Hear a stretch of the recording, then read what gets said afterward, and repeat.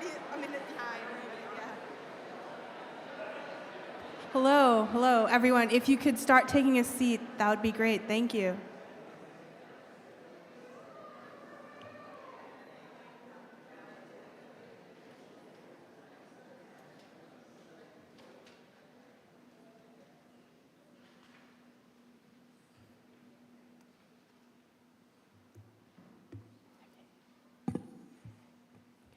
Hello, everyone. My name is Mahathi Kandimala. I'm a core team leader with Isaiah and one of the co-hosts for our event today.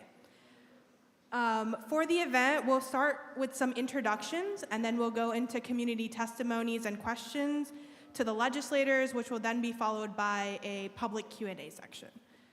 I actually want to start us off with some cheers and some, noise. So if you belong to a group that's here today, I'm going to announce one of those groups, and if you resonate with them, just make some noise when I say that group's name. So how about our outstanding educators with REA? Can I get some? Yeah. And what about SEIU? And how about COPOL? Yeah. League of Women Voters. And Indivisible? Okay, and now let's do Faith in Minnesota or Isaiah. Can I get a holler? Perfect. And we'll also allow our local legislators to introduce themselves, and then let's also introduce ourselves to them.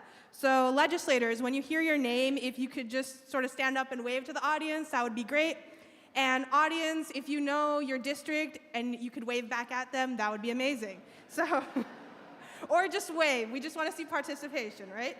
So we have Representative Kim Hicks with District 25A. Okay, thank you. And then we have Representative Andy Smith with District 25B. Perfect. And then we have Senator Liz Bolden with District 25. Amazing. And then for all of District 24, we have Tina Liebling, Senator Tina Liebling. Thank you. And then just a reminder for all of the speakers who are going to come up today, you will hear a bell when you have 30 seconds remaining. Don't panic when you hear that. Just be cognizant that you need to start wrapping up, okay? Okay. So next, we will have some faith grounding from Reverend Carl Eric Gentes. You can go over there. Thank you.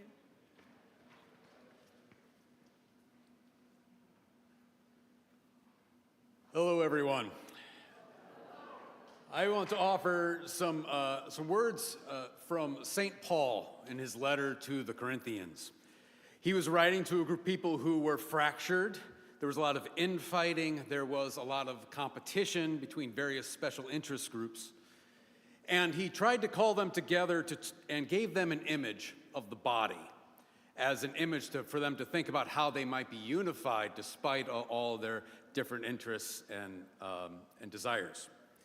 And in the image of the body, he said that the hand cannot say, I don't need a foot just because it's a foot. And the ear can't say, I don't need a nose just because it's a nose. But we are all been given gifts. And here's the clincher. Those gifts are not made for you individually, but for the sake of the common good. And I think while he was talking about the body of the church, it also applies to the body politic and all of us neighbors here. That we can all embrace our various gifts that we bring to the table and in this space, and we can accept and be excited about what we have in our constituents, but we bring them for the sake of the common good, so that we may work together. He ends his conversation with this, and I think this is the most important part. He says that we join together, and so that when one suffers, we all can suffer together. But we also join together so that if we have suffered together, when one rejoices, we all may rejoice. And that is my hope for this community here, that whatever initiatives and small wins that we can hope for, or even big wins we can hope for, that we might do so together, suffer together, and eventually rejoice. So thank you.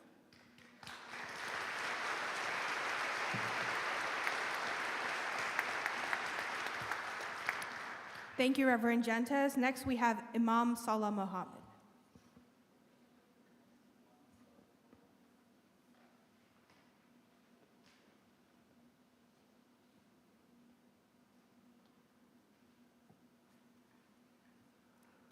Assalamu alaikum, peace be unto you. That's an Islamic greeting. Those who can say it, you can respond wa alaikum salam. Bismillah, in the name of Allah, most gracious, most merciful. I hope I can be as short as the past. You give an imam a mic, 2 minutes is not enough, but anyway, I'll do my best. I remember when I first came to Minnesota, like so many others, I came with hope, the hope for a better life, for safety, for dignity, and opportunity. But I quickly learned hope alone is not enough. It takes a community, it takes leaders who care, it takes policies that protect, not punish. In Islam, we are taught that every human being is honored by their creator. Allah subhanahu wa ta'ala, or God tells us in the Quran, وَلَقَدْ كَرَّمْنَا بَنِي آدَمَ. And we have certainly honored, we have dignified the children of Adam. Chapter 17, verse 70. That being dignified or honored is not just words, it must be reflected in action. How we care for the sick, the poor, the worker, the elder, and the newcomer, documented and undocumented. A budget is not just numbers, it's a moral mirror. It shows whether we truly believe in justice or just speak about it. Our beloved Prophet Muhammad, peace and blessings be upon him, taught us Allah will continue to help a servant so long as the servant helps his brother. That is the spirit we need today. To our legislators, the trust you hold is sacred. It is not just about balancing budgets, it's about lifting burdens from people's backs. It's about choosing compassion over convenience and justice over short-term politics. And this is called humanity. It's called dignity. It's called honor. Today we ask each and every one of us to build a Minnesota where no one is left behind, where families can heal, children can dream, and workers can thrive with dignity. May Allah guide us to be among those who serve others and through that find His help and blessings. Thank you.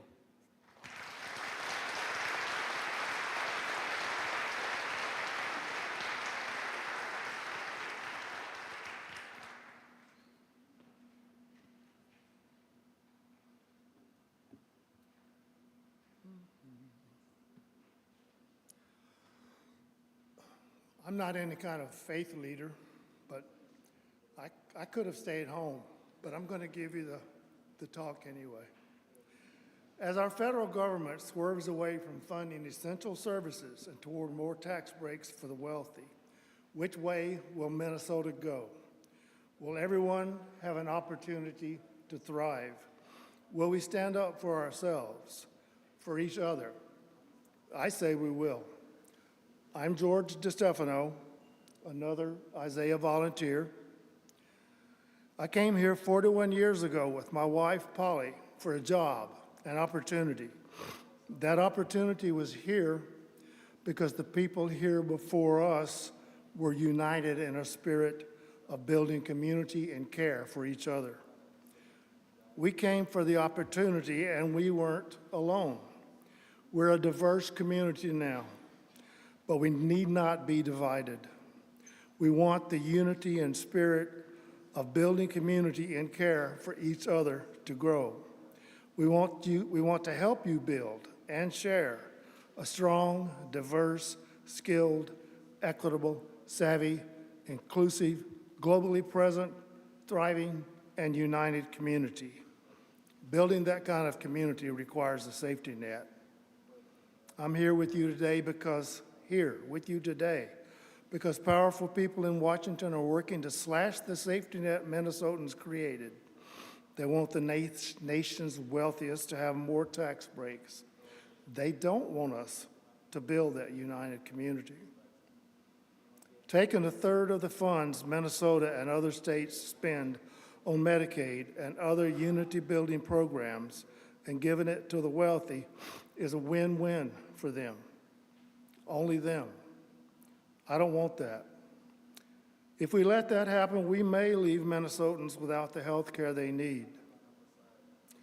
Later in the program, people who know will share stories about what that will mean in people's lives. Individual experience rolls up to community experience. If it matters to you, it matters to us. If it matters to us, it matters to me. And if it matters to me, I'm going to do something about it, but not by myself. That's why I'm here. Here we have an opportunity for unity, an opportunity to identify and address shared concerns, an opportunity to take care of each other. Government is how we take care of each other. Medicaid is our tool. We keep it working, fully funded, through communication with the people we elect. We thank those pushing in the right direction, and we invite the others to join in. We keep at it. Medicaid, we call it medical assistance, is vital, but it's not the only way we take care of each other. The powerful people here with us today are driving other community building initiatives into our state budget. Thank you, George.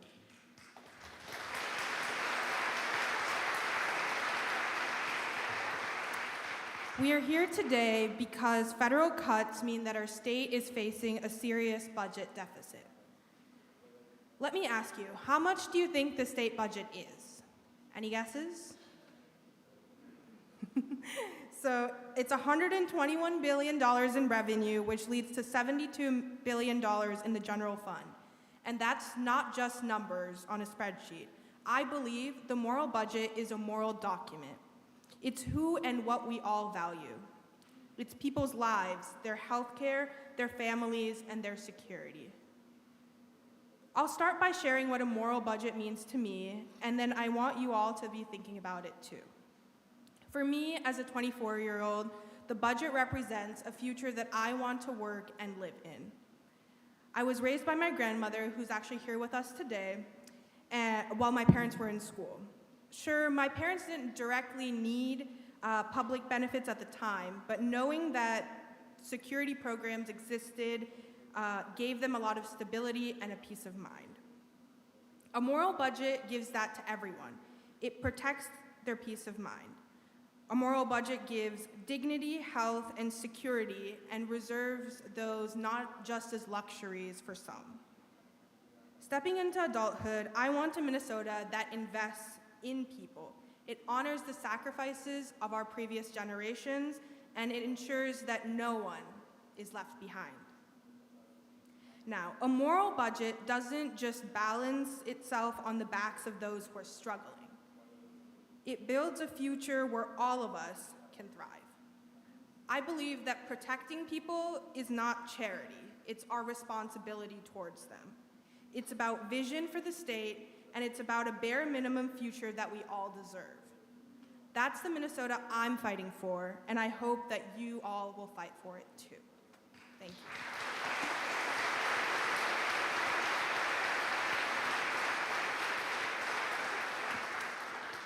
You know, actually, we should have mentioned earlier that we'd like you to hold down the applause because we're on a tight schedule. Now, it's not me, it's you. Through the budget, the state spends money, public money for public goods. Take a moment, gather your thoughts about which public goods. For example, healthcare, education, childcare, housing, infrastructure, and so on are important to you, and why. But now, turn to your neighbors. Look at each other. Maybe you come with somebody that you'd like to look at. Turn to your neighbors. What does a moral budget for our future look like to you? What do you want to see public money go toward? Talk it out. You. It's up to you.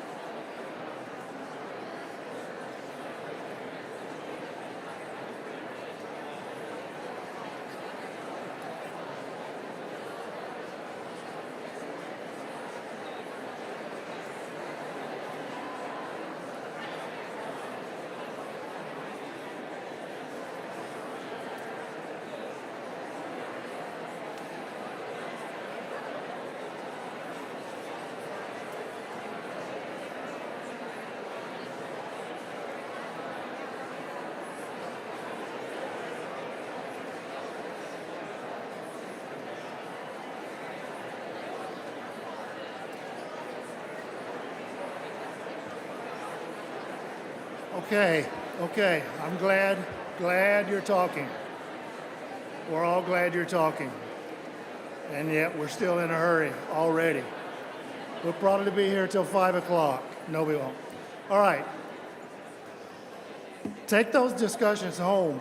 Take them to your own neighbors. For now, we'd like to have Representative Zach Stevenson speak with us. He, Representative Stevenson of Coon Rapids, is the co-chair of the Minnesota House and Ways and Means Committee, which develops the state budget.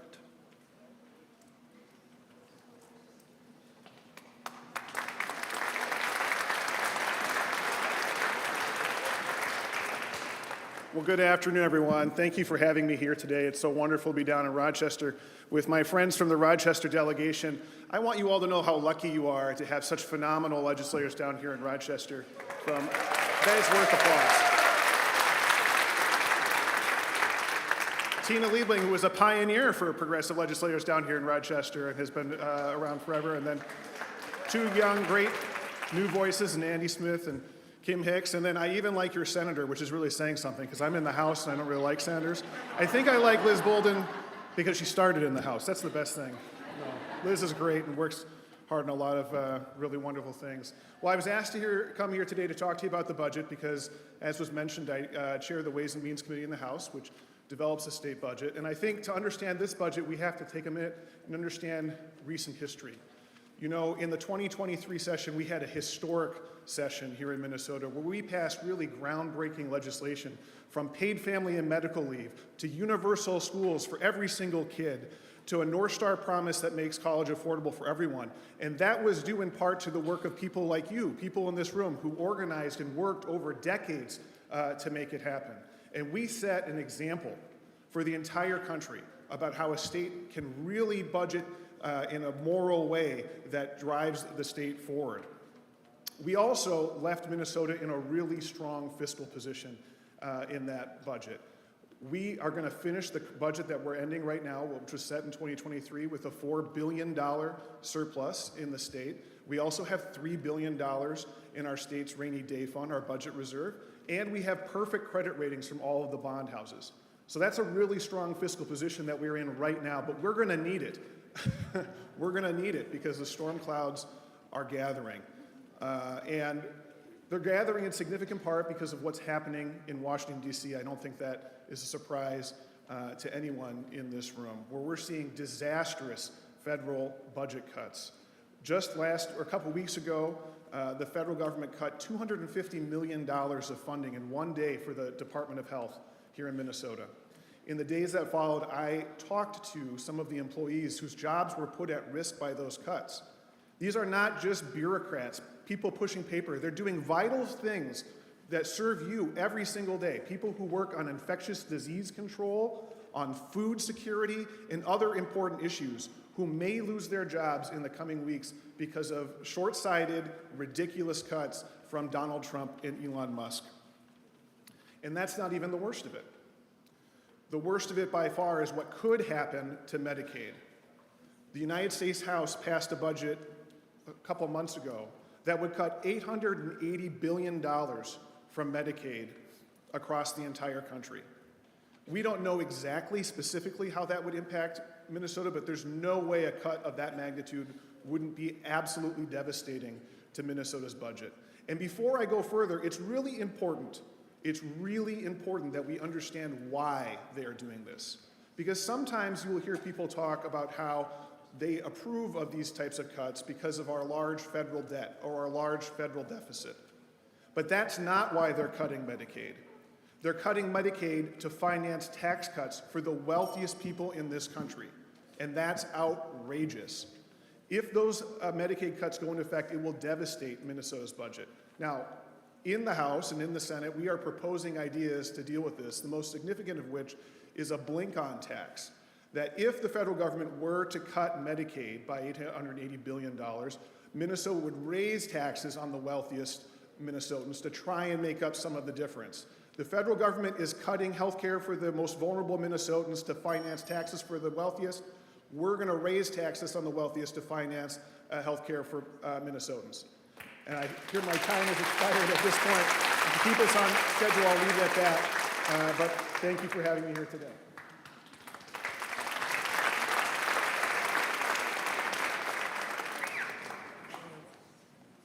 I don't want to take too long. Next, we have Senator Erin Murphy.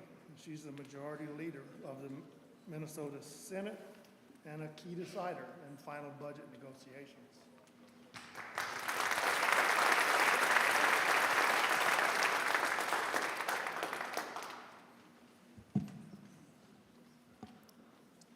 Good afternoon, my fellow Minnesotans. How are you? I am so grateful to be with you again and in this space where we can find together our common purpose and, for me, the soul of the fight in front of us. Thank you for including me today. We have been on a journey together, many of us together in this room, and I want to go back to the lesson, the hard lesson that we learned together in 2012 and 2013 when a narrative was set after a hard election that talked about the efforts of Democrats to overreach and how that lesson and how that narrative wove itself through all of the work that happened in 2013 and 2014 and served as a limitation on our ideas and our hope and the reach of what we could do for the people of Minnesota. We learned that important lesson and then gathered ourselves and said, we're not going to let that happen again.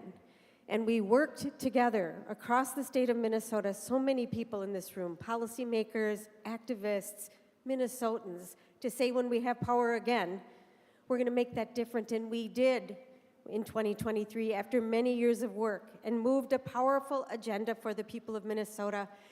Zach Stevenson just talked about that. I don't need to highlight the things that we did, but it was nation-leading and important. And when I think about the moment that we're in right now and what we're facing as a state and as a nation, those critical investments in public schools and families and communities and health care and child care and food and support are going to help us weather whatever storm is coming our way from Washington, D.C. I am so incredibly grateful for everybody's effort and leadership to make sure we got that work done in 2023.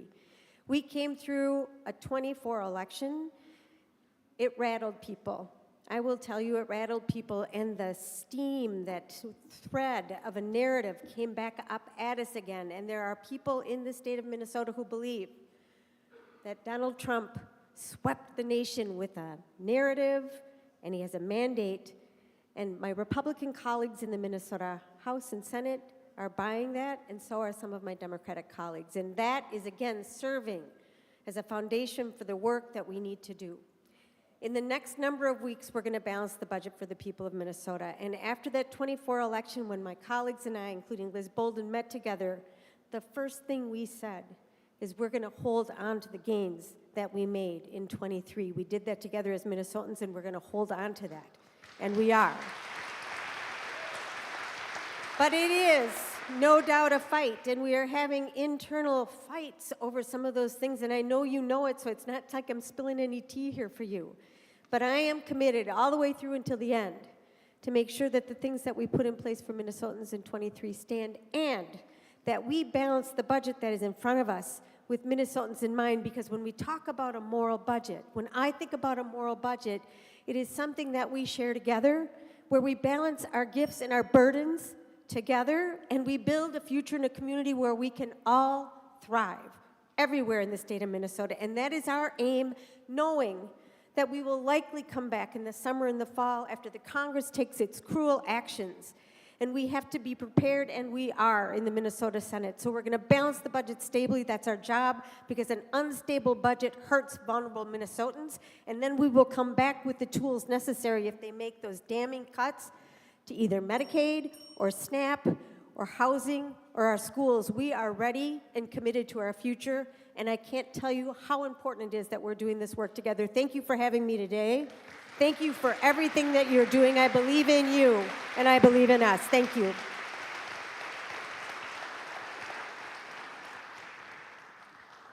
Okay, thank Thank you, everyone, for your enthusiasm, your applause. Thank you, all the speakers. But speaking of budgets, I'm going to budget the applause for the rest of the afternoon. Now, Mahati will explain what we do next, but when I say applaud, then applaud. You'll get a chance, plenty of chances. Thank you, George. Okay, so for the next part, I'm going to invite all of our community testifiers and legislators to come onto the stage. Your places are labeled with Post-it notes. And while they're coming onto stage, I'll explain the format for the next section of our time here. So there are 6 issues that focus on healthcare and also on state revenue. For each of the issues, the testifiers will take 2 minutes to share who they are, how they're impacted, and ask a direct question to 2 legislators. Each of the legislators will then have 90 seconds to respond to the community testifiers. And I'll just wait until everyone's settled down.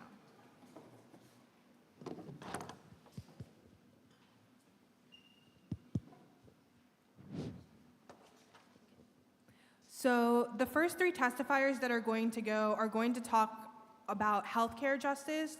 So our first testifier today is Sarah Lassig, a community member. Good afternoon. My name is Sarah Lassig, and I'm a resident of Stewartville. And I could tell you that I'm here because I'm passionate about family caregiving, because my PhD and my 2 decades of clinical work, research, and training are in that area. But that's not why. My real why, and the reason that I'm talking today, is that for the past decade, I've been a mom to 2 kids who live with chronic illnesses and who have had frequent hospitalizations and extended illnesses. I'm a caregiver to my mother, who has lived with early onset dementia and is now in the final stages.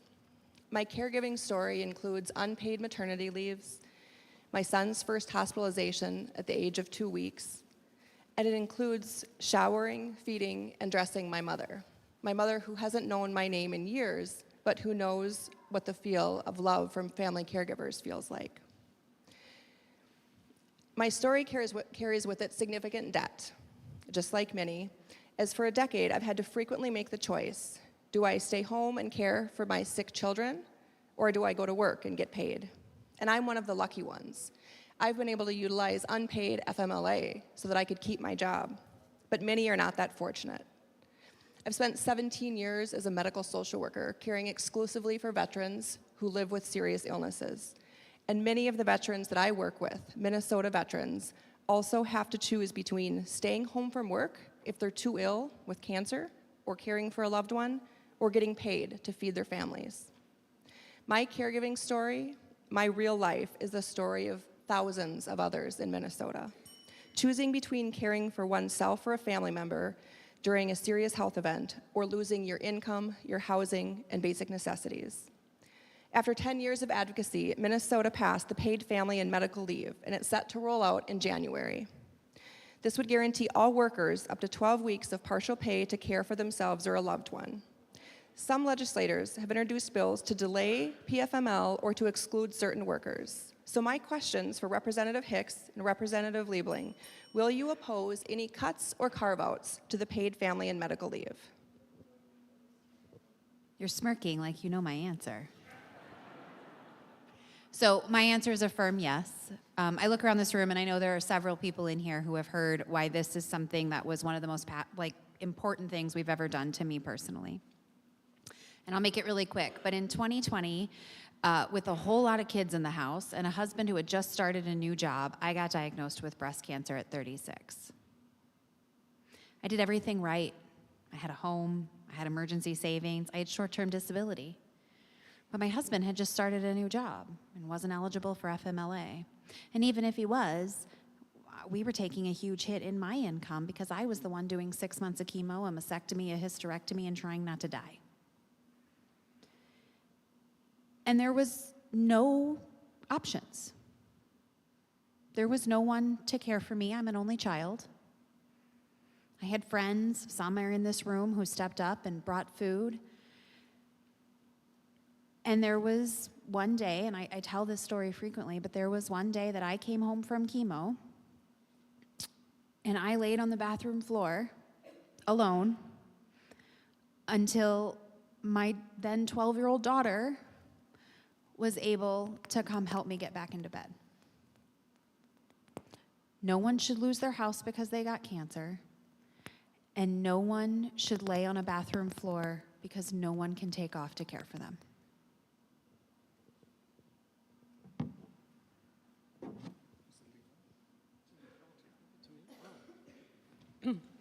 Well, hello, everybody. This, I think, paid family medical leave, I'm so proud that we passed this. And I really believe, from the point of view of the health and well-being of Minnesota, this is one of the best things that we will do in a generation to improve the well-being of our state. And so this is one of those things, I'm going to the mat for this. I really am. So, short answer, but that's it. And as I told the Chamber of Commerce the other day when I was asked about this, you're getting no apology from me.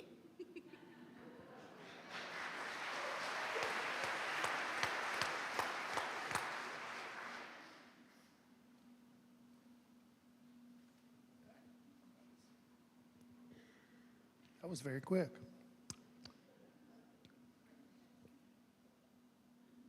I lose my place. I'm very sorry.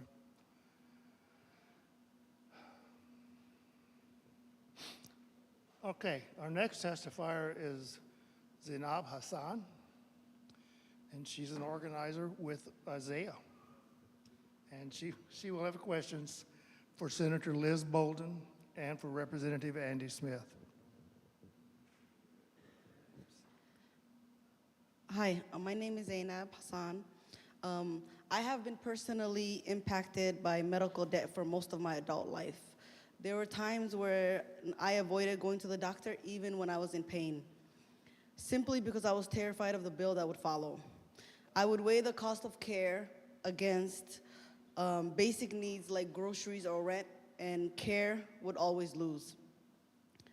The medical debt I already carried felt like a shadow that followed me everywhere. I lost sleep worried about collection calls, wondering how I would ever catch up. The fear of falling deeper into debt made me delay getting the help I needed, which only worsened my health and deepened my stress. It felt like I was trapped in a cycle, afraid to seek care, then punished for not getting it.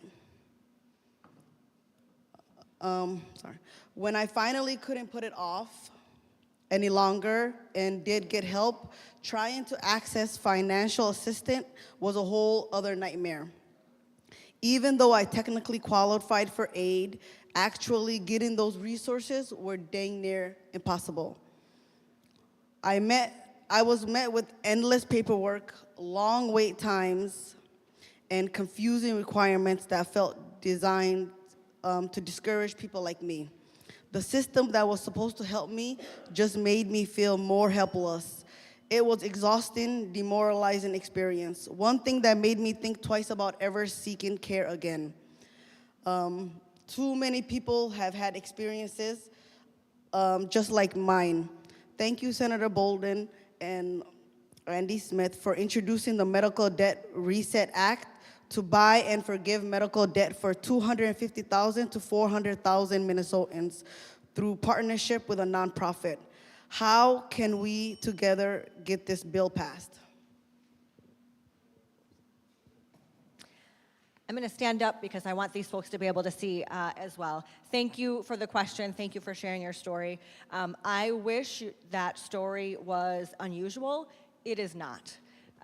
It is a story that I have heard as I have been working on this over and over and over, and it's a story that many of you in this room probably have as well or have heard as well. Medical debt is the #1 cause of bankruptcy in this country, and as I have been working on this, I carried a bill last session around medical debt, and I'm very proud to be working on the medical debt reset this year in collaboration with the Attorney General's office. And as folks know that I'm working on this, they come to me and share their stories, and they are heartbreaking. People describe it, you described it as a shadow that follows you around. People describe it as a weight that they always feel. And medical debt is not like other debt. It is not like a car loan or a business loan that you take out. Any one of us could have something happen. We could be diagnosed with cancer. We could get into an accident. things that we don't plan for. You don't plan to have a heart attack. You don't plan to have your gallbladder rupture. Any of us could be in that situation. And so taking action on this is something I'm very passionate about and will continue to work on. It has a huge impact in people's lives.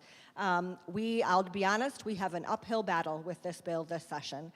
If we don't pass it this session, I am committed to bringing it back next session. But what we can do together is to speak up, share your stories, reach out to those who represent you, whether it's me or whether it's somebody else up here or somebody who's not here today. Let them know that this is something that you want. It's going to take that public pressure, and I'm committed to continuing to work on it. Thank you. Thank you, Senator Bolden. It's been a while since I had a mic in front of a church, so I'm going to try to resist my instincts. So this is a wonderful bill. As Senator Bolden said, it's an uphill battle. I think I want to touch a little bit on the tragedy that we live in one of the most advanced medical cities, states, and countries in the world, as well as one of the richest in the history of mankind. And medical debt is a concept that we've become somewhat comfortable with. And part of that is the entire system that we've built over decades, small decisions and large decisions that health insurance companies get to decide what care we get, if we can afford it, and when we get that care. And that's simply a system that is crumbling before our eyes, and I think as we fight to maintain what we have currently, we should say now, here and now, that system is not working and we need to build a better one. That there is enough prosperity in this country that we can all have access to health care when we need it, whether that is preventative, whether that is something that is a surprise and is going to cost more than we expected, and that the bottom financial line doesn't overstep the human good of people receiving care. And we know that in Rochester, Minnesota, and we need to fight for that, not just in our state, but in our entire country.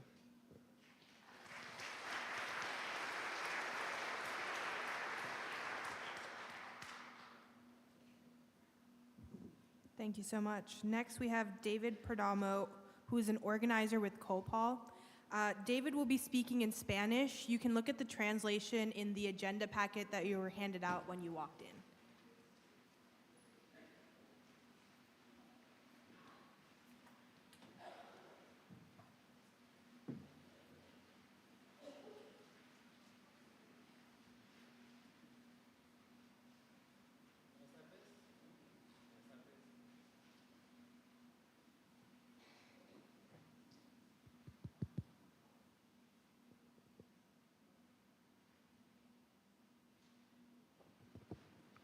¿Me escuchan? Ahora sí. Mi nombre es David Perdomo, soy lead organizer para Copal, Minnesota, aquí en el sureste de Minnesota, y voy a leer una historia. Mis años trabajando directamente en la comunidad latina en los condados del sureste de Minnesota, he escuchado historias de personas que he visto cómo esas historias conmueven mi corazón. Estas historias están relacionadas a la barrera de la comunidad latina que enfrentamos cada día, y es el día de hoy quiero mencionar esa historia que tocó mi corazón. Una persona joven que voy a llamar Miguel para proteger su identidad. Miguel vive en Rochester, tiene aproximadamente alrededor de 25 años de edad, es un trabajador, lleva el sustento a su familia, paga sus taxes y como todo ciudadano lo hace. En el año 2023 sintió mucho dolor en su garganta, fue al doctor, le hicieron una evaluación y dijeron que tenía un tumor y debían operarlo y fue a buscar asistencia. En el Hospital Mayo le dijeron de que debía pagar la cantidad de $14,000 para poder operarlo.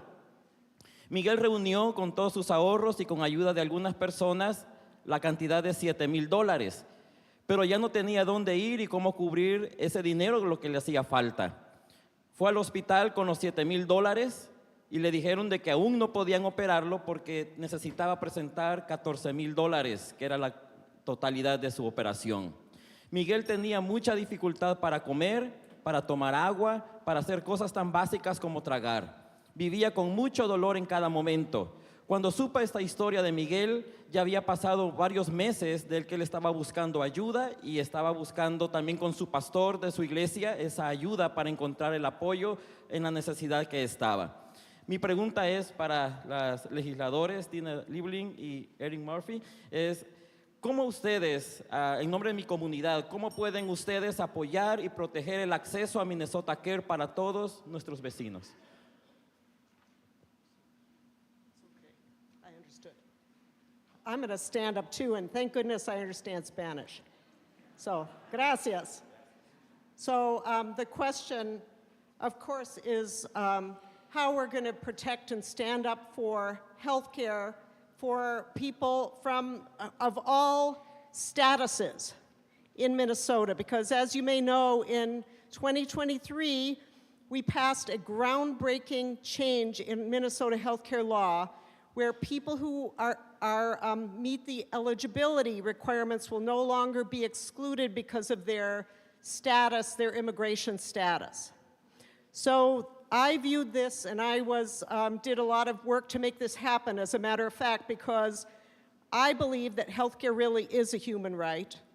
And I believe that when we have healthcare, when we all have access to healthcare, it helps all of us. And I think COVID really showed that to us, how true that really is, that if your neighbor is ill, that may mean that you are ill. And I already heard the bell. This is so short.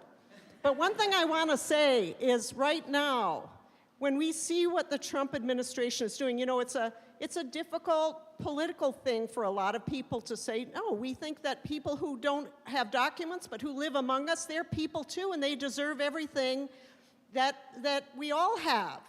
That seems like a radical statement to some people. But now when we see the Trump reign of terror and we see what is happening, it seems so logical and so right that this is the fabric of our community. And before they cut me off, I just want to say, when these things are hard, we just have to fight harder. We cannot allow the pushback that will come to push us off course of what we know is right and what we know is best for our state. Thank you.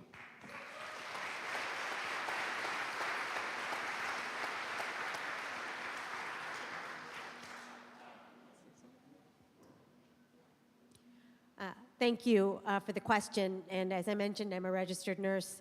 Have spent almost all of my career in some form or fashion working on healthcare access, healthcare coverage, healthcare and well-being. I'll throw my body down to make sure that we protect the coverage of people, documented or not, in Minnesota's healthcare system now and in Medicaid. I want to take the last bit of my time to thank Tina Liebling for the fight that she put up for this provision in 2023. There are people that follow the rules, and there's sometimes people who bend the rules to get what we need to get done. In a very, very big way, Tina Liebling and Melissa Wicklund bent the rules to make sure that this was the law of Minnesota, and I'm going to join her and use everything that I have to make sure it stays in law. Thank you.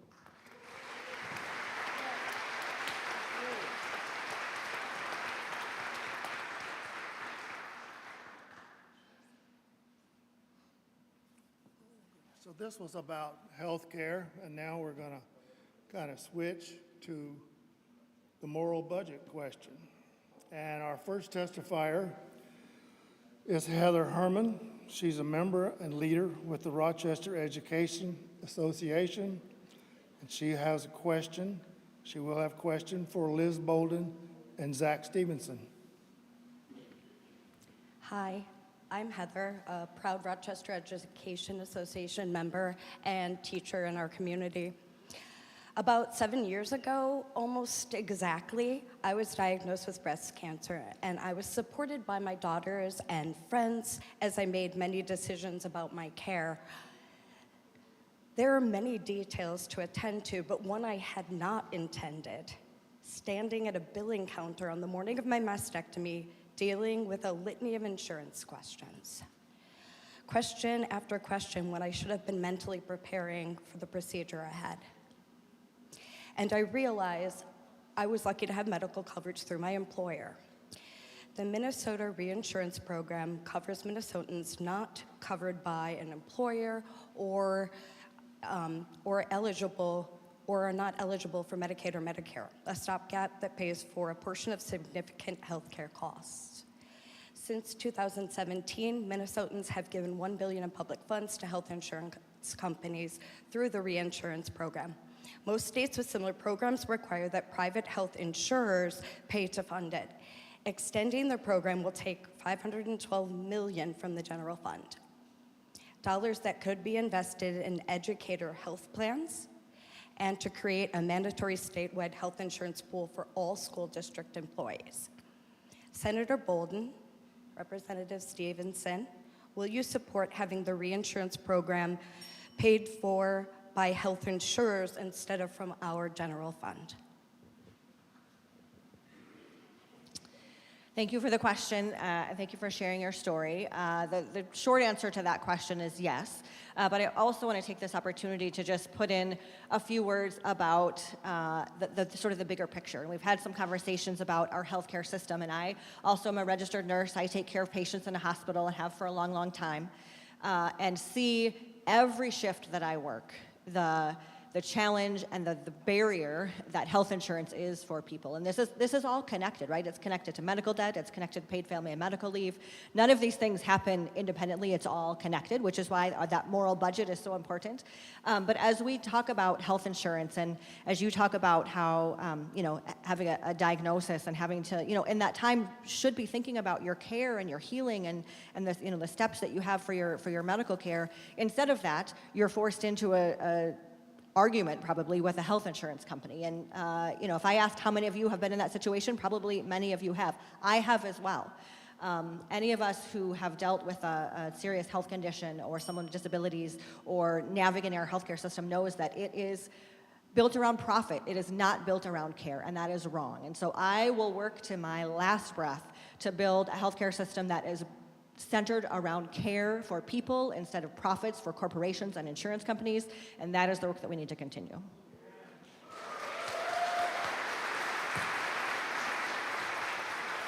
You can see why Liz Bolden's one of my favorite senators. I like her as a senator. The answer to the question is yes, absolutely.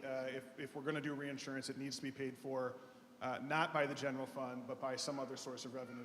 We talk about budgets being moral documents. It's an expression of our priorities. And in Minnesota, we have a lot of resources, but our resources are still finite, and we have to make a choice about how we expend them. I talked earlier about how the federal government's making a choice that I disagree with, choosing to prioritize the wealthiest people in the country over the health care for the most vulnerable. We can't make that same choice in Minnesota. If we're going to do reinsurance, we need to choose to ask the largest, most profitable companies in Minnesota, these huge health insurance companies, to pay their fair share and pay for this program so that we can use those general fund dollars to pay for other pressing needs that protect the most vulnerable Minnesotans, whether it is education or health care or housing or any number of different issues.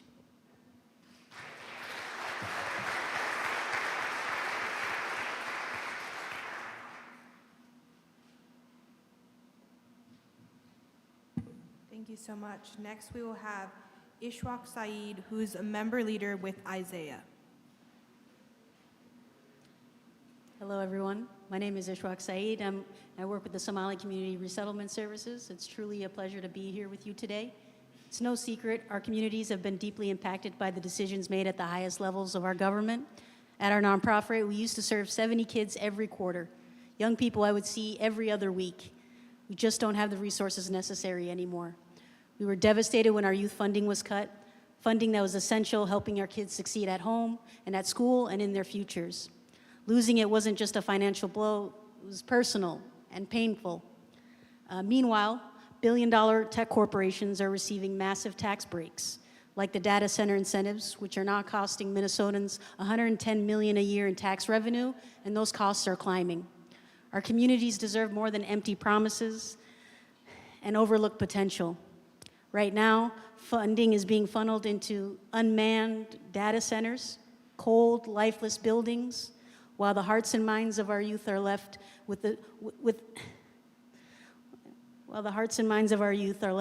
without the support they desperately need. We are calling for that funding to go where it matters most, into after-school programs that keep our kids safe, inspired, and learning, into college readiness initiatives that prepare them for the future they dream of, and into job placement efforts that help turn those dreams into a reality. These aren't just programs, they're lifelines. They're investments in our future in our future leaders, innovators, and change makers. Help us secure a future that lifts up our communities by investing in our greatest resource, our children. The time is now. So to our respective elected officials, Andy Smith and Zach Stevenson, will you support repeal of the data center tax incentive? Thank you. Short answer to that question is yes, but I should also let everyone know that there is a bill working through the House to expand that tax credit to what's called mega data centers, which are these new larger areas that we are fighting as well. So we're fighting on both fronts, both trying to expand that and trying to take back what is already there. I think this is a great time to highlight what I believe is the probably overarching problem that we are facing as a society, which is the corporate control over all of our lives. And we'll touch on it a lot today, and we already have. As a legislator, I'll let you know, corporations come to us when they think that we can help them make more money. Things like data centers, things like particular tax breaks for particular things, for reinsurance. If you can help us pay for some of these costs, healthcare people say, we can, we won't hurt you. They kind of have us over a barrel, right? Well, the tax or the healthcare premiums will rise if you don't do this for us. We won't bring these great jobs to your state if you don't give us these tax breaks. And at the same time, anytime we try to put some guardrails around what corporations are doing, or we try to give rights to certain workers, they tell us those are impossible. You're gonna lose those jobs. Paid family medical leave will destroy all businesses in Minnesota. This is truly like what we hear time and time again. So in answer to the question, yes, of course we need to push against this, but we also, all of us in this room, all of us as legislators, need to have courage, because those are the choices that are thrust upon us. We need to have the unity together to say no to those corporations and to stop letting them have control over our lives, whether it's data centers, whether it's healthcare, whether it is our workers' rights.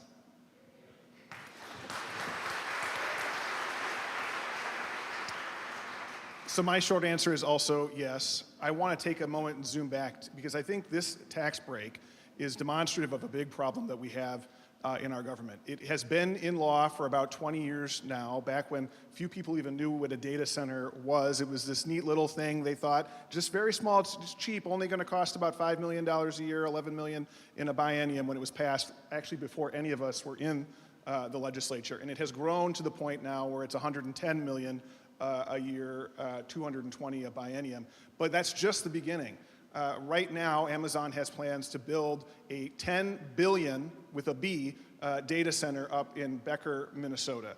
This thing is so big, it takes 600 megawatts of power to operate. That's the size of a nuclear power plant. And all of the electricity that they buy off Minnesota's grid will be tax-free thanks to this tax cut. All of the software they purchase will be tax-free thanks to this tax cut that passed 20 years ago when the legislators were told it would only cost $5 million. So you have to be careful when you are agreeing to modify the tax code.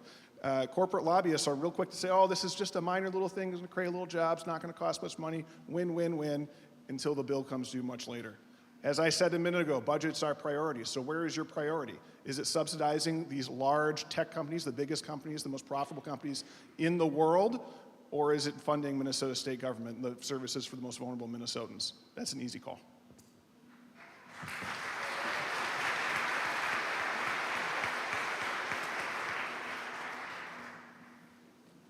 Okay, that's great. Our next testifier is Jeremy Heyer. He's a client leader with SEIU Healthcare, Minnesota and Iowa. And he'll have a question for Aaron Murphy and Kim Hicks, Senator Aaron Murphy and Representative Kim Hicks. And I'll be there in just a moment.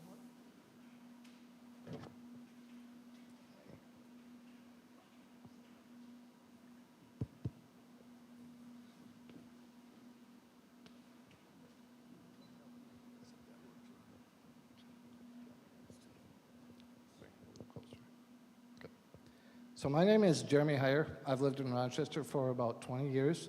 I work with the SEIU in the home care sector.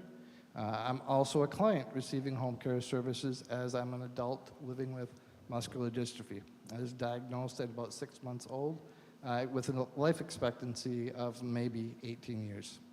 Thanks to resources like Medicaid, I was able to get a wheelchair and other essential devices that allowed me to attend public school and be fully included in activities starting before kindergarten. Because of this support, I wasn't just included, I was able to thrive. Today, I'm here in front of you in my 40s.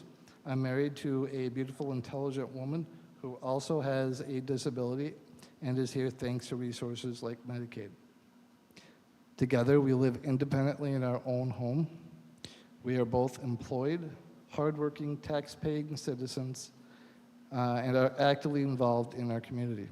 Medicaid hasn't just provided us with devices, but it has also provided us with access to home care services.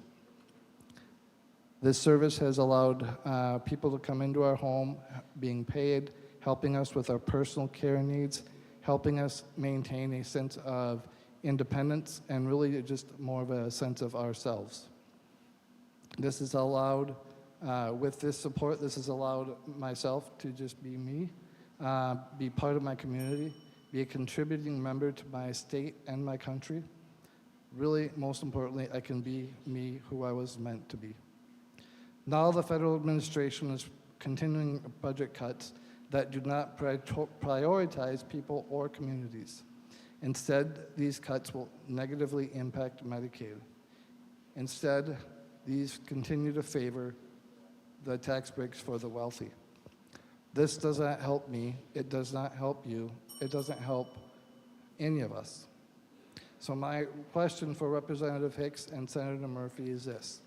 With all of these changes, what will the state of Minnesota do to protect people like me? How can we put people first and not tax breaks for millionaires and billionaires?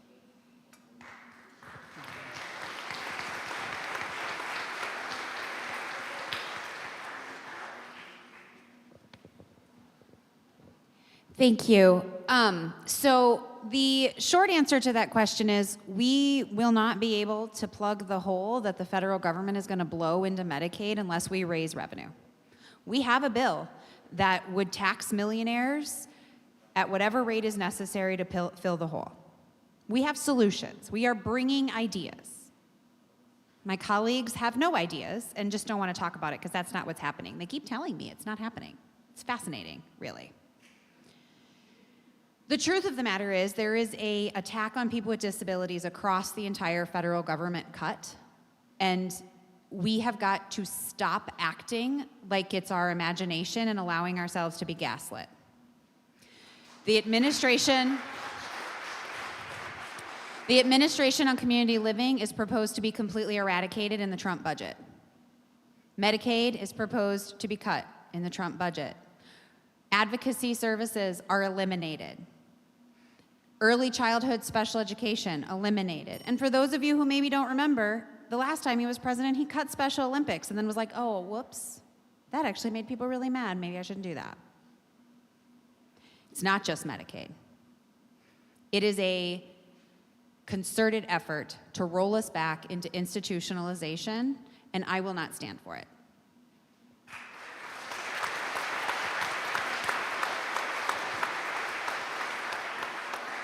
I want to remind us that we have been here before. In 2010, when we restored funding for general assistance medical care and expanded medical assistance. And again, in 2017, under the Trump administration, when they threatened these same cuts, and we fought back and we won. And we're going to win again. The cuts that they are proposing with that $880 billion resolution passed by Congress will hurt people all across the state of Minnesota. It will hurt doctors and nurses and hospitals and clinics. It could collapse our healthcare system. It's that devastating. So we chose, along with my colleagues here, to spend the week while we were on recess out across the state of Minnesota telling Minnesotans about what the threat is. We had town halls across the state of Minnesota, and just like here, hundreds of people showed up because the way we win this fight is to show that we will not have that cut, and we will convince the members of Congress not to make it. And if they do, then we're going to need our colleagues across the aisle to join us to raise the revenue in order to forestall the harm that will happen to our healthcare system. That is the mission. We can't do that by ourselves, but we can. I see you in the audience. I see all of you. Our powerful voices together will make that different, but we've got to organize for it, and I know that we will. Thank you.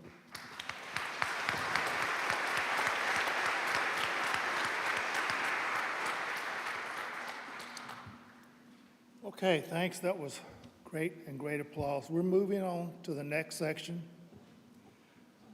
And what we're going to do now is have a open mic for people to come up and ask questions. And then we're going to call on, we would like you to call on a specific legislator to answer your question. And our idea is to take maybe 30 seconds to tell us who you are and ask your question. So we'll need you to get to your question. And we'll give the legislators 90 seconds, if they need that much, to answer your question. And Mahati is going to assist as needed, either at here or with the handheld mic. And I should have earlier said, come up and begin lining up if you have questions. We'll do as many as we can. So the faster you go, the more people can ask questions.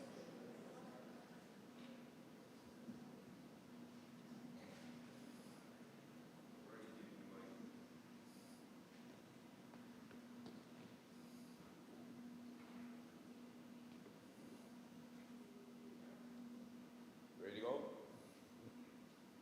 We're ready. Hi, my name's Jim Anderson. I'm with the Disabled American Veterans here in Rochester. I'm floored that there's not one single veterans issue on this agenda. I'll leave that at that. But this is mostly directed at the representative from House Majority and Senate Majority leaders. Right now, the Senate, hats off to the Senate, you passed the Senate Veterans Omnibus Bill. I understand the House version of that is caught up in some committee doing whatever they do. And more or less is cutting about 50% of the Veterans Affairs budget. And although you're not in the leadership position, I mean, you're not in control of the House, you guys have the ability to make a lot of noise. And I'm just wondering why we're not hearing it. I came from a Disabled American Veterans Convention this weekend, and the #1 topic was the lack of activity by our congressional representation. Your turn.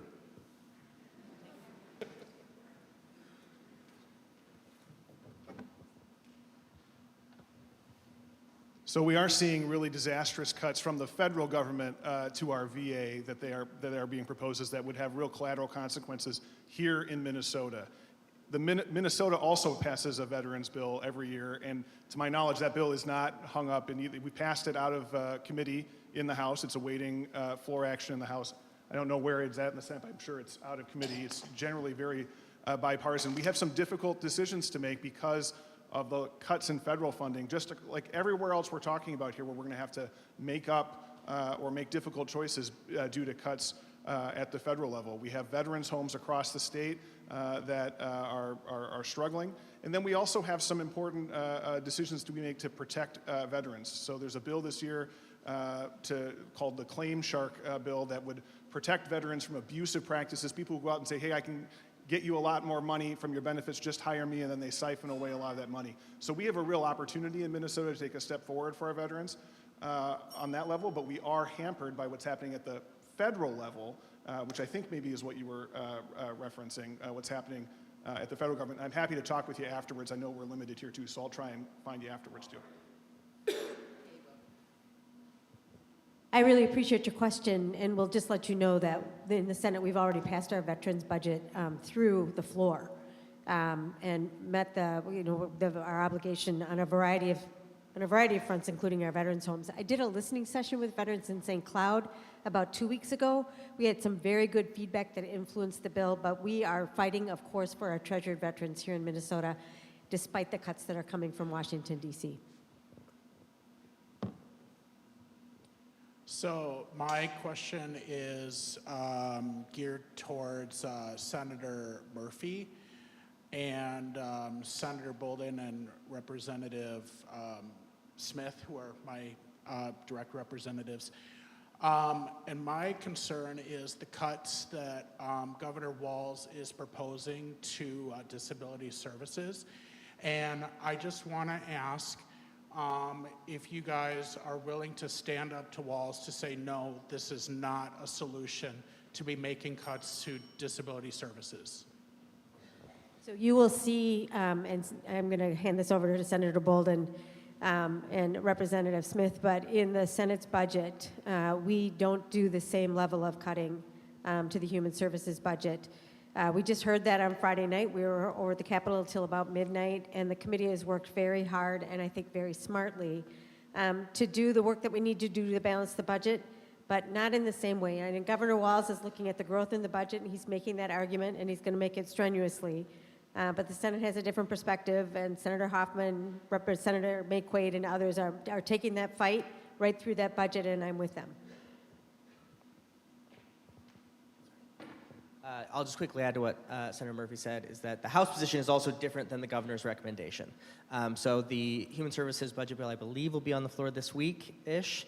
We don't know exactly, things are still working details, but our budget target was, I believe, a $1.3 billion cut. And so we had to make a lot of really difficult decisions, but we did make them, at least in my opinion, in perhaps a better way than Governor Walz did. So we can talk more specifics after as well. I'll just say briefly, echo what Senator Murphy shared. It just to take a step back and say, the budget process is, how that works is the governor proposes his budget, and then, the House proposes a budget, Senate proposes a budget, and then we have to negotiate and end up with one budget in the end. And so, we don't always agree, and that's okay. That's the process. This is one of those places where I don't agree with the way the governor is doing that. We are looking at that differently in the Senate, and I will certainly continue to fight that fight to be sure that people with disabilities have the services that they need. Hi, my name is Tony Kimanskow here from Rochester. I know many of you. I spent 9 years advocating for paid family and medical leave and was so happy when it passed, and I thought, we're over the finish line, right? Okay.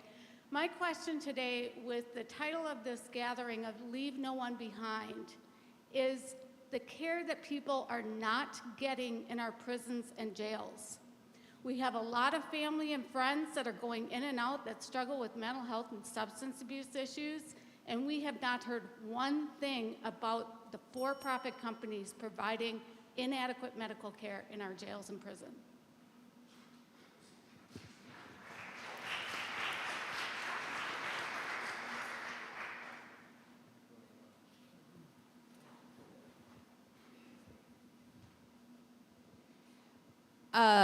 Yes.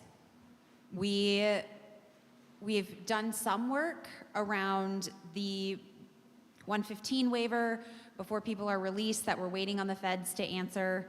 But, we're working through that. We're passing some things to try to make it better, but you're right. It's not working, and we need to do better.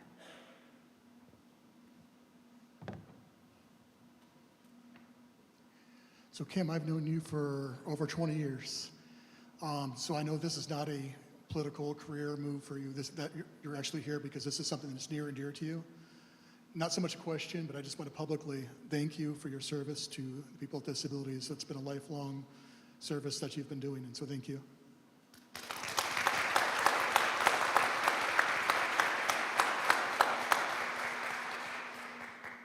My question goes to Kim Hicks and Liz Bolton. Could you specify and clarify exactly the cuts that have been made for Social Security, what you see in the future for Social Security, and is this system going to be reliable in the future with all of the computer cuts made by Musk? So I want to clarify that we're not federal, so I have no insider trading information. Thank you, but I think you know more than I do, so whatever light you can shed, Absolutely. I appreciate it. Yeah, so first of all, thank you, Jeff, by the way. some folks maybe don't know this, but I did Social Security advocacy for a really long time. In fact, I was a SOAR advocate, which means I did really hard Social Security cases. That was kind of my job. And I trained other people to do it. So I have no idea what it will look like, but I can hypothesize. So in 2023, 30,000 people died while awaiting a Social Security determination in the United States. In 2023. My understanding is that the decision has been made to no longer calculate that data, so we won't know how many died in 2024. I suspect a lot. I do think it's going to affect access to benefits. I've heard from folks that are like, things are wonky with their Social Security. They get a letter saying they have a payback, and then they get a letter saying they have an overpayment, and then they get a letter saying that they're owed more money. It's very confusing. People are really confused, and they were confused before, so that's saying something. We lost 40% of our staff in the Social Security office here in Rochester, so that is also going to be a problem. Not sure if anybody's ever sat in the Rochester Social Security office, but they are phenomenal human beings. They do an amazing job, and they have to do really hard stuff. And Social Security is more than just Social Security checks. It's also birth certificates and name changes and all kinds of things. And so I think what you're seeing is a response to making it impossible to do the thing, so the thing fails, and then blame the thing instead of the people who made it fail.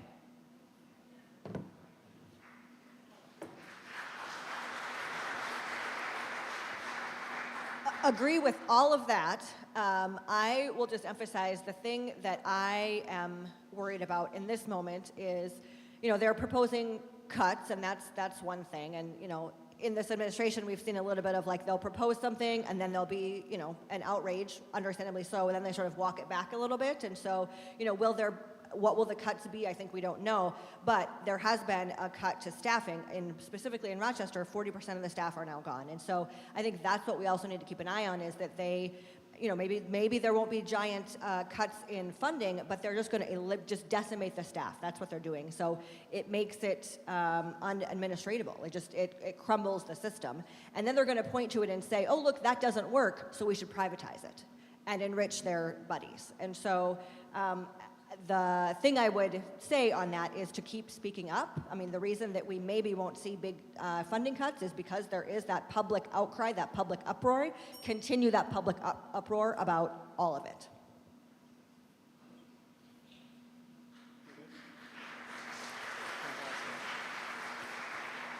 Senators and county members, this is for you in general. We are facing a 2025 plan that is rapidly moving through its process, and in there it stipulates the extinction of disabled, autistic, and elderly that would be moved elsewhere into concentration camps such as those in El Salvador. In the event this takes place, do you have a plan moving forward?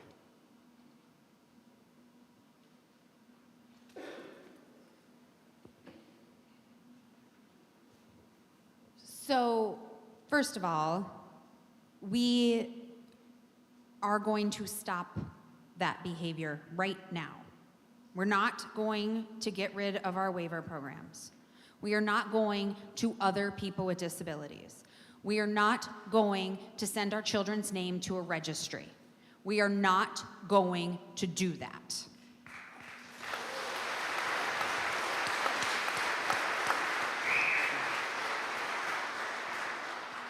And I say that as someone who's part of the disability community and whose family is part of the disability community. We are not going to do that. We are going to continue to have a Minnesota where people can be included, where people are part of our community. We are not othering people in this state. We're not doing it.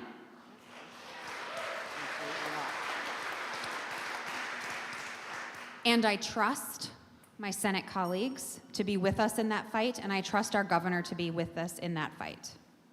You matter, your family matters, your kids matter, and you are an integral part of this community, no matter what your abilities may or may not be, or what limitations you may or may not have, or what support needs you may or may not have. Doesn't matter.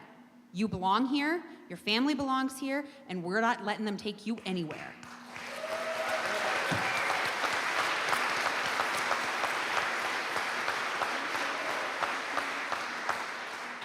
I'm a small business owner in Rochester, and my question is for anyone. Can you just briefly explain how the paid family and medical leave will be funded?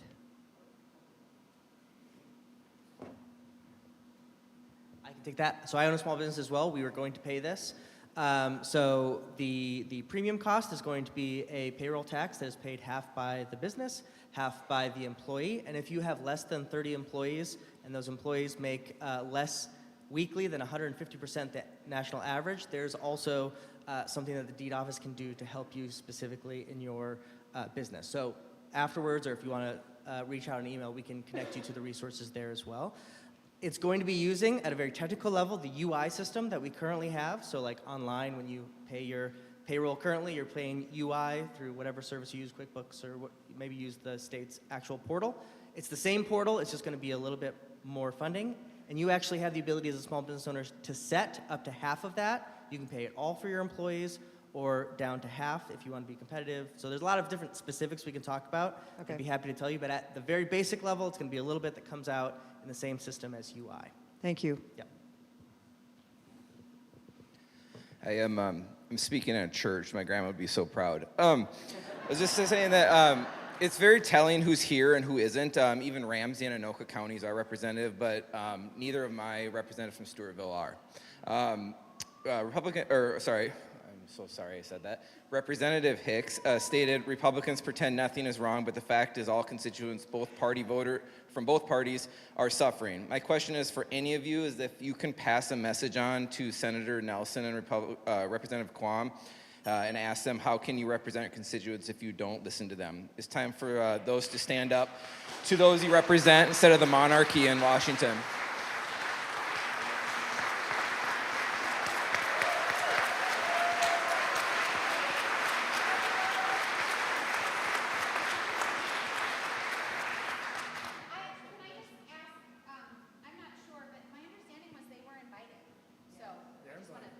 I just want to say they were invited, just so people don't think this is a partisan event where they weren't invited. We didn't schedule this. They were invited. So just so you know that. And when they declined, Multiple times someone in the back said. and when they declined, I also invited them on behalf of the REA. I'm Vince Wagner, president of the REA, and I represent approximately 1,300 teachers, many of whom have been in their classroom for more than 35 years. I've been teaching for 32 years and I'm still a youngin' because none of us can afford to retire. The pension needs to be reformed. I'm not saying we need a rule of 90, but we need to fix it so we don't have teachers in our classrooms for 40 years costing school districts twice what a new teacher would cost. The reason we have overflowing classrooms is because we have teachers who are at the top of the pay scale and can't afford to retire. We need to fix our pension. There's much more significant ramifications than not being able to retire. Walk into our schools, look at the classrooms. I got an email the other day that a second grade classroom here in Rochester, which is fairly well funded, is going to have 37 students in it. Third graders. Thank you. Yeah. So you're absolutely right. We've chronically underinvested our schools. I graduated from Coon Rapids High School in 2002. When you adjust for inflation, the state's still spending less on education than they were when I graduated high school more than 20 years ago. Pensions in particular is a priority for us in the House. This year, our budget calls for substantial new spending to fix a problem because you're absolutely right. Minnesota actually spends less on pensions than most other states. We do pensions on the cheap, and we have such phenomenal teachers here in Minnesota. You know, no one gets into teaching to get rich. I'm married to a teacher. That was not on my wife's agenda. You know, you do it to serve, to bring forth the next generation, and that service requires a promise on our side, on the state side, to be there for you at the time of retirement. And we're not meeting that right now. We made some progress on that in 2023. We need to make some more progress on it this year, and we need to keep making progress until we have a fair system. By the way, it's not just teachers. A lot of other public servants have pension programs that have problems, including our firefighters, and we're hoping to do something on that this year as well.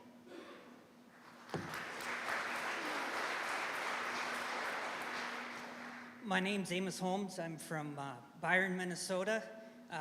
Like the gentleman from Stewartville, my representative's not here, and the senator's too busy working on culture wars crap right now. So the question I have is, we talk about healthcare as a right. I've been reading in the local paper, Dodge County Independent. One of the things that we worry about is our EMS system in Dodge County and the surrounding greater Minnesota areas. And we're just wondering what an update is because we haven't heard much.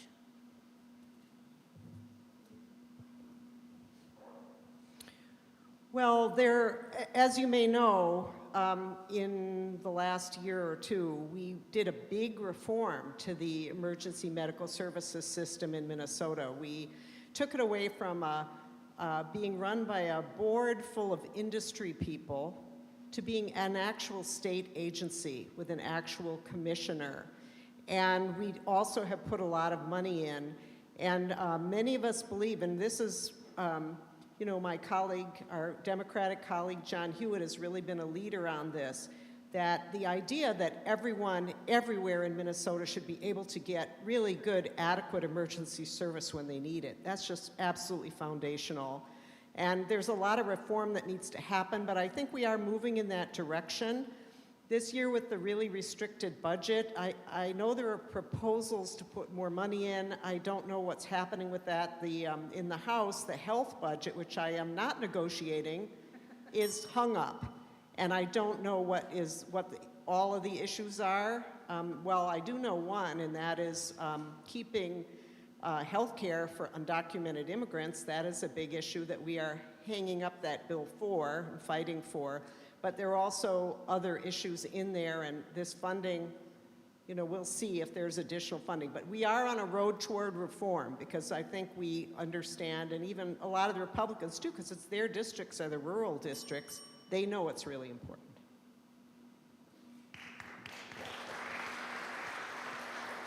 My question is, my name is Chaz, and we talk about a moral budget, and that's about the fight about good and right and wrong.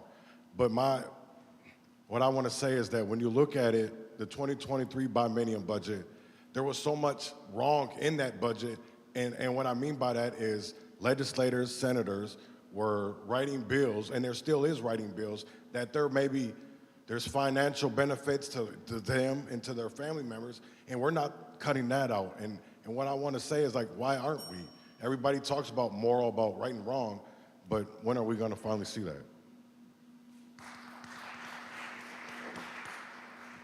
I appreciate the question and the perspective. When I first was elected, I was still working for the Minnesota Nurses Association and got questions right away about whether or not I would have a conflict of interest, because that was a place that I worked, because I was a registered nurse and I would be voting on policies impacting nurses.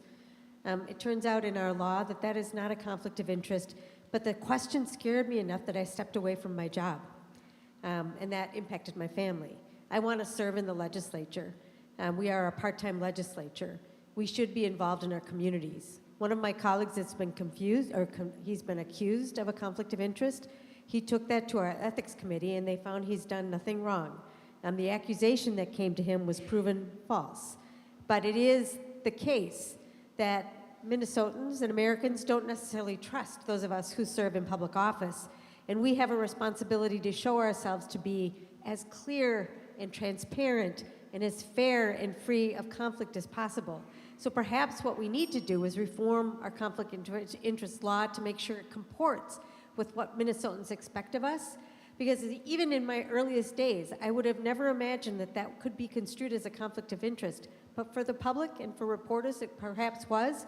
And that gray area is where people get caught, and that's where we have to pay attention. Thank you for the question. It's really important that we earn and continue to earn the trust of the people of Minnesotans in our democracy that is under attack all of the time. And we can't govern together if the democracy is not strong.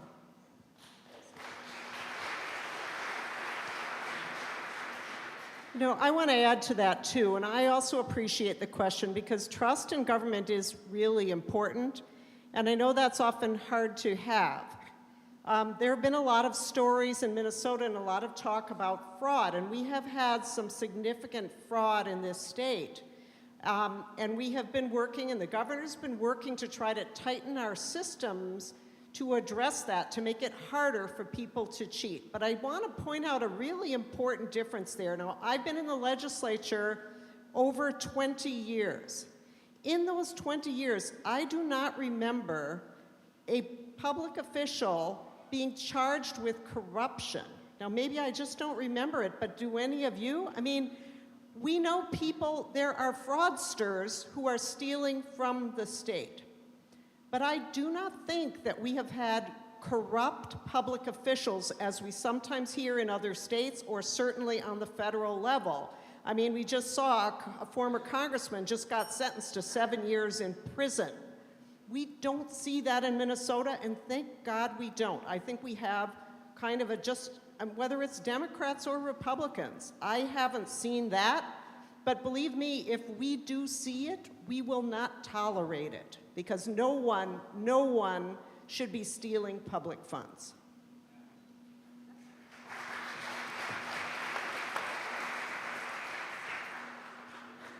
Good afternoon. I'm Rachel LaForge. I'm speaking on my own behalf, not on any of the organizations to which I belong. I wanted to thank you all for taking the time to come out and do this. As you know, some of your colleagues can't, won't, don't. My question for you is, Rochester is, by land area, the second largest city.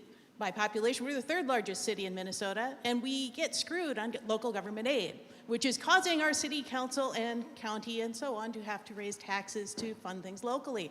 How do you collectively want to address that? Thank you. Thank you. I love that question. I currently have 2 bills to address this. The background to local government aid and why Rochester gets less, and it's significantly less. We get about $44 per capita, so per person $44. Duluth gets $404 per capita in local government aid. Correct response. One of the reasons for that is historically, a lot of the factors that go into that, we're disadvantaged down here. Things like pre-1940s housing, which we just don't have as much as those other cities that have more history. Things like taxable land and property values.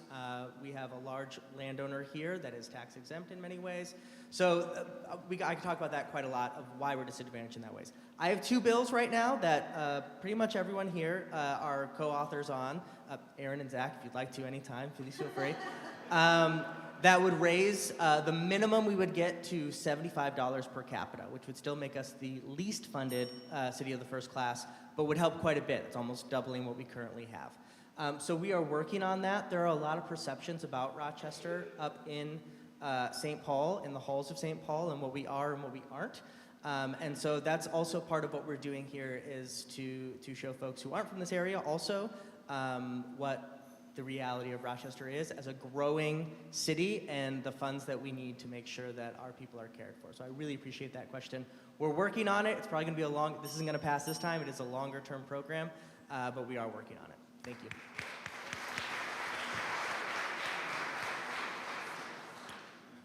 Hello, my name is Jan Smith, and that's a long, nervous wait there in that line. Anyways, half of my representatives are here. Thank you, Tina. I write my congressman, Brad Fedstead, every day.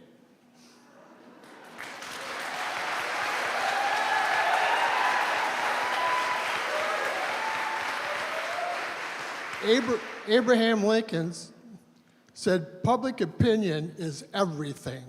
He used it carefully and won a lot of things by knowing what public opinion was. So we need to write every day and give them our public opinion. Now my question is that I'm looking for things that affect the state.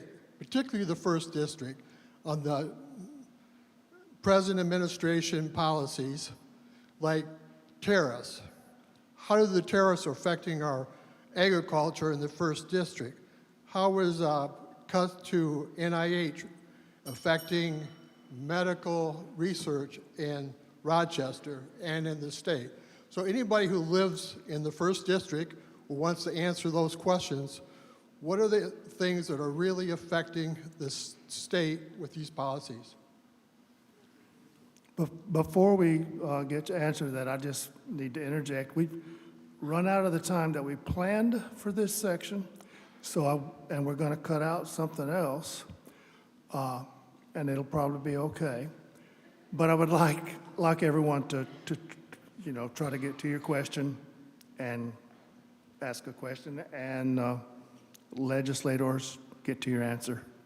Thank you. We're going to do a quick. Social Security, Medicaid, Medicare are the biggest VA, which someone already mentioned. One that maybe you don't know about, soybeans, our #1 exporter is China, which is getting massive tariffs, and so there might be huge crop losses as well. There's so many things we could talk about, and Zach's going to talk about more.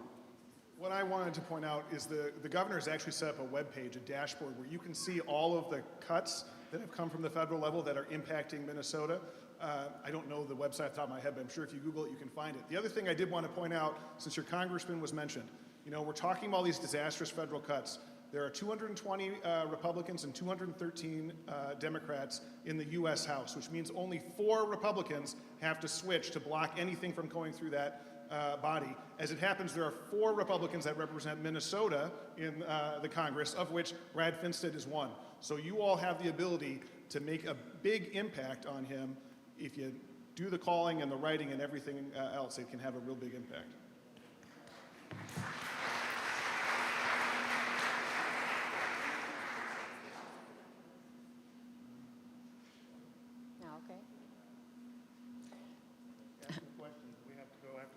Hi, I have a question.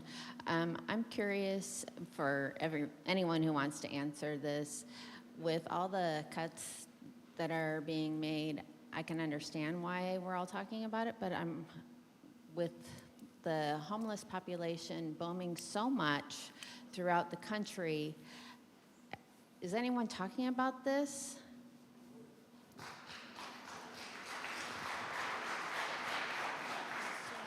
Thank you for the question.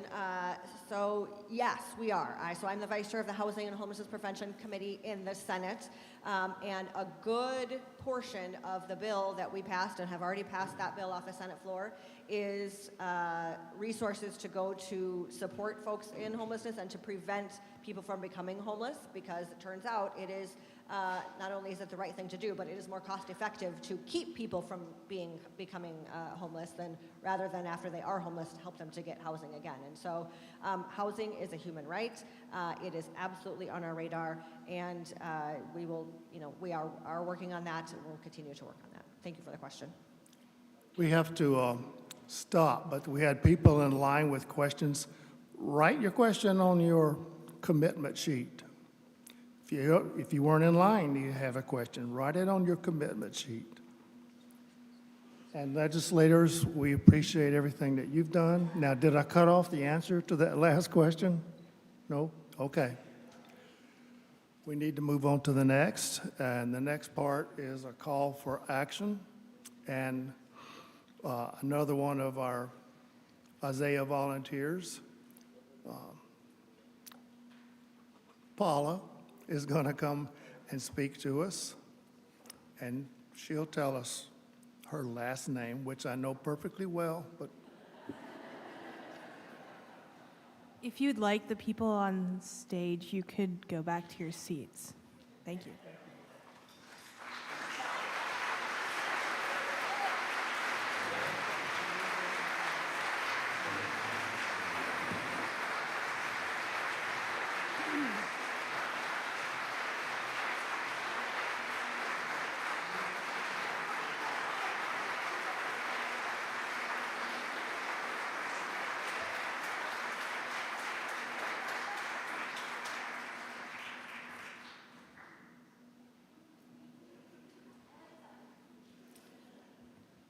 You know, I've never been prouder to live in Minnesota than I am after hearing my electeds. And I also want to say I forgive you not knowing my last name because we are from the same state of Louisiana, where I don't live anymore. So, my name is Paula Crago, and I'm a political organizer for Isaiah and Faith in Minnesota. And I wanted to tell you a little bit about how I ended up doing that late in life as part of a call to action, because we need everybody acting. We need everybody. Before I retired, I was a doctor for 35 years, and I had a wonderful career in anesthesiology. After I retired, I became an organizer. My experience in medicine taught me the power of making sure everyone is fully present for the patient and everybody has a voice. That's regardless of whatever alphabet follows their name, whatever degrees they have. We need everybody on the team. It could be the most junior person in the room who notices the thing that saves the patient's life. And that's something I firmly believe. I don't want anybody leaving their brain and their heart at the door when they come to work. I was born in the segregated South. Church told me segregation was God's will and that women were supposed to be small, helpful, and very, very quiet. A lot of who I am, they didn't do a very good job, did they? A lot of who I am comes from struggling with that. Once you realize that you've been lied to not only about race, but also about who you were meant to be, you question everything that people tell you about how the world works. And I don't come from money. When I realized that I was going to have to work hard the rest of my life, I decided to go to medical school. I got a lot of help. I worked hard, I was lucky, and I made it. I borrowed every dime for school, and I was able to pay it back by the time I was 40. People now are amazed when I tell them that. If I was starting out today, I don't think I could succeed, and that outrages me, that it's gotten harder to make it. As a young woman, I worked nights and weekends for 7 years at a drug treatment facility. I worked as an ambulance attendant. I saw people doing the best they could during really bad, intensely private moments. I set foot in places my poor mother never knew existed. During my early medical career, I worked in county hospitals and the VA. I learned about people waiting 14 hours for a hospital bed. I learned the phrase, rearranging the deck chairs on the Titanic. However, somehow at the same time, I learned to save one life is to save the whole world. So I saved one life at a time until I retired in 2019. And I did get to spend the last 20 years in my dream job. During COVID, I read a lot of history and politics. You ever wonder why politics is so bad? Nobody will talk about it? I'd struggled to define politics. They've spoken of with such contempt. Here's the explanation I found. Politics is who decides who gets what. Think about that for a minute. Who decides who gets to have what?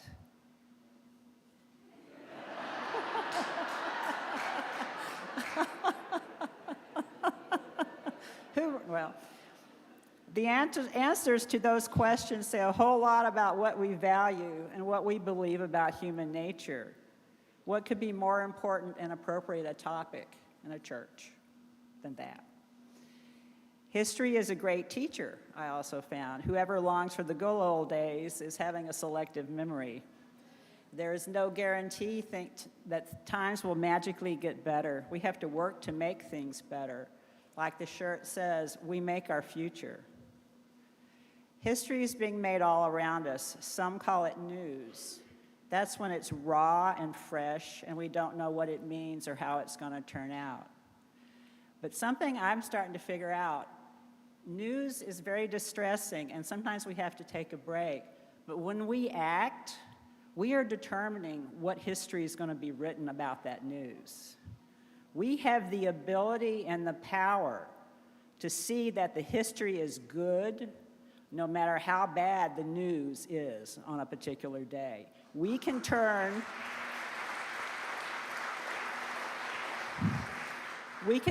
things around. We have the power when we work together. So I'm going to suggest that you look at the organizations represented here and that have been up on this list. This is a really good showing. These are a lot of good organizations. What do you call a town hall with 550 people? A good start. For this to be a start and not just a one-off, we're going to have to steps. And we talk a lot in my organization about building power. Power is organized people and organized money. And I see a lot of organized people in here today that have showed up. And I'm going to invite you to step further into organization. How are we going to build power in Minnesota to make sure the right things get done, to make sure the news is turned into the right history? By organizing people around the issues that daily affect their lives and their family's future, the things they really care about, to create a just economy in which all can thrive, to make sure the services we need and cannot pay for on our own are available.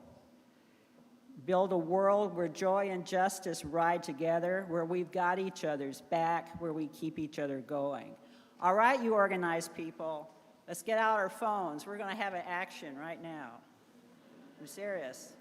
Can I? Yes, there we go. So these are two elected officials who were invited, and we're going to call them. And I do have a recommendation. Please, if you're their constituent, call them. And we can all call them at once. This is a big group, but I've done this before.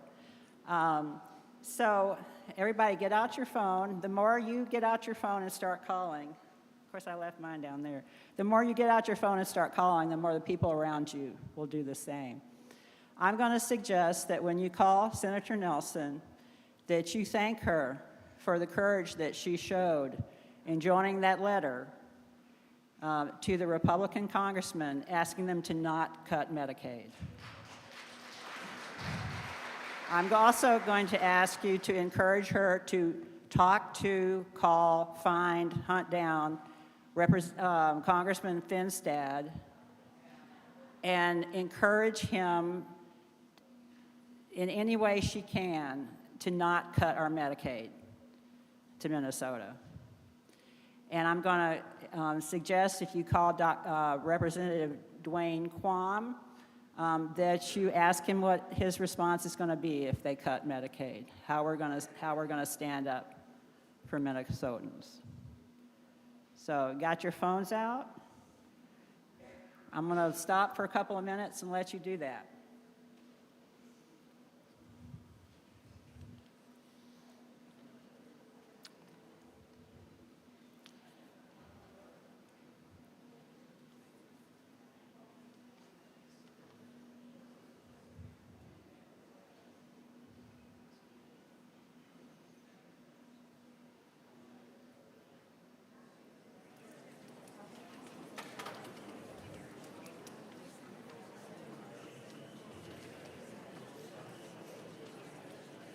And when you're done, if you could raise your hand.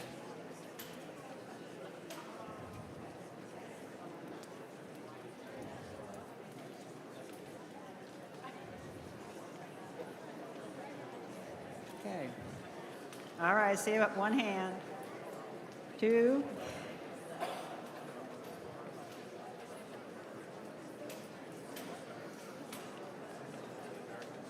So I'm going to start talking.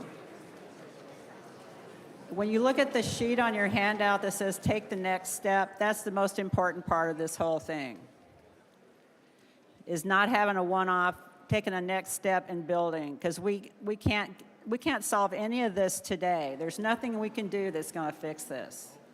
But we can take a step and then another step and then another step, and we can do it together. So please fill this out with your name, legibly, at least your phone number, and note down which of the issues is most important, which of the issues you heard about today is most important to you. And you can already go ahead, if you were able to contact Senator Nelson or Representative Quam, you can check off those boxes as done. I just cross them off. And when you leave today,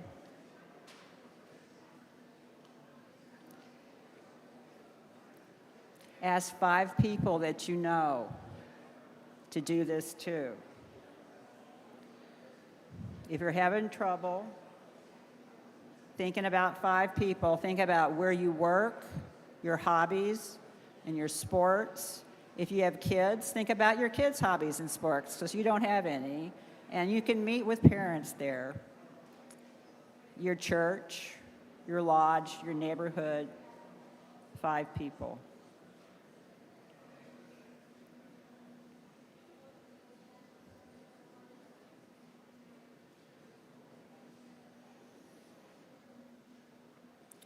So is everybody, hopefully, is working on their sheet at this point? You'll notice there's a May Day Strong rally. I'm going to go down this list for you. On Thursday, May the 1st at Soldiers Field, this is part of a nationwide day of action, which should be very, very effective. Again, you know, we thought we had paid family and medical leave over the finish line in 2023. Silly us. It's not over till the money's in the bank. So you can agree to make phone calls. We have phone banks scheduled for the end of April and early May. If you've never, how many people in here have phone bank before? Can I see a raise of hands? Okay, so we do have a few. It's just like calling people. And trying to make conversation. But anyway, you're calling people and you ask them, you tell them what's going on and ask them what they think about it. And if you can get them to call their representative.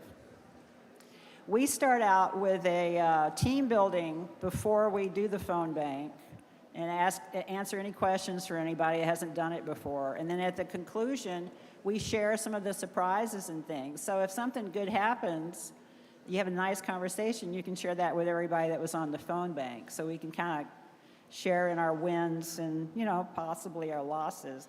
As I've door knocked and phone banked, I have to say, I think Minnesotans are the nicest people in the world. I have been greeted, I'm bothering people. I'm knocking on their front door when they want to be watching a game or something. Usually they don't answer if they're wanting to watch the game. But someone will open the door like a little crack and they'll snarl at me, and I'll just kind of talk to them a little bit about why I'm there. And by the time I turn around to go back down the stairs, they're telling me to be careful and hold on to the hand railing. I think it's the gray advantage, and then sometimes the pity factor if it's raining. So, getting lots of beans. So also I'm going to point to you the Democracy Summit on Sunday, June the 29th from 2 to 5. And if you want to learn how to get more involved with all these organizations that are here, their next meetings and times are there. Check it, and we will get in touch with you and let you know where the locations are for most of those. So we've had an action today. How's it feel?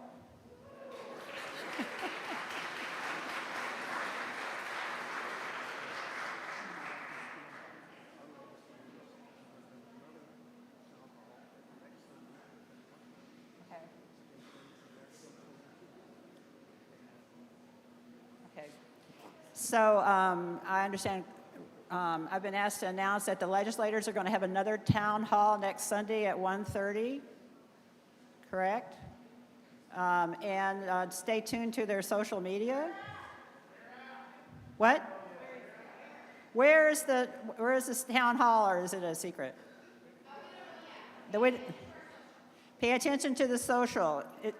To be determined.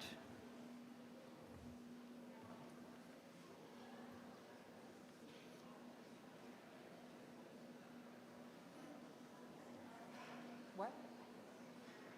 Oh, I'm sure we are. I'm done.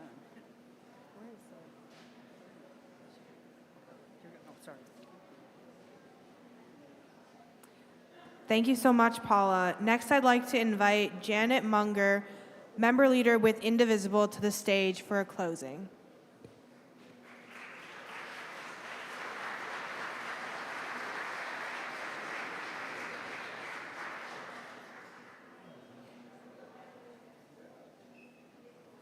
Hi, my name's Janet Munger, and I'm one of the organizers of the local Indivisible group. I don't have any particular formal qualifications to be standing here. I don't have any training in leadership. I don't have any background in politics. I don't have very much experience with public speaking. And any mastery of organizing that I have comes from organizing the 4 kids that I raised as a stay-at-home mom and volunteering with their many extracurricular activity groups. But when the current president was elected again, I knew I had to do something more than I had done during Trump 1.0, which was when I got politically active for the first time in my whole life. Last fall, I met with a group of people who were wondering whether and how we could revive Rochester's Indivisible group, which had gone dormant during the Biden years. Those of us who went back for more meetings kept working at how to set the group up and how to make an impact. Quite by accident, I became an Indivisible leader. Indivisible 507, as we call it, is the Rochester area Indivisible, and it's now a large and growing group with teams working in a variety of ways, both to promote democracy and to support our community. It matters that we were here today, and this afternoon has been a welcome chance for us to connect with one another and build community offline in person. I hope you are feeling differently than you did when you walked in here. Can we have a show of hands about how you felt before today's town hall? How many of you came here feeling anxious? Mm-hmm. How many were angry? Yeah. And how many felt a sense of despair or hopelessness? All these different emotions. I hope you will leave here feeling empowered and connected. I hope you'll be able to channel your emotions into action. Do you remember Joan Baez? She was a folk singer. I'll say this for the younger people who might not know. A folk singer and a songwriter and an activist who became well known during the civil rights movement of the 60s. She sang the song "We Shall Overcome" at the March on Washington for Jobs and Freedom in 1963. I have a quote from Joan Baez that I have really taken to heart, and I didn't know until I looked it up that it was her quote. She said, "Action is the antidote to despair," and I sure have found that to be true. The democratic process requires our participation and engagement, perhaps now more than ever before. It's good for democracy, and it's good for us. You joined me in this effort by coming today and participating in democracy. Let's keep standing up for democracy any way we can and whenever we can. There's so much at stake at this point in history, and the threats to members of our community are very real.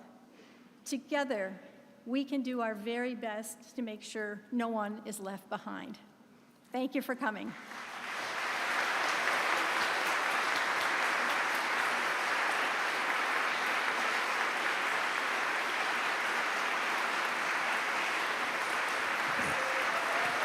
Thank you, Janet, and thank you everyone here today for showing up, speaking out, and working to build a Minnesota where we, and I want you to say it with me this time, leave no one behind. Thank you. And a big thank you to Christ United Methodist Church for giving us this space today. Can we get a round of applause for them?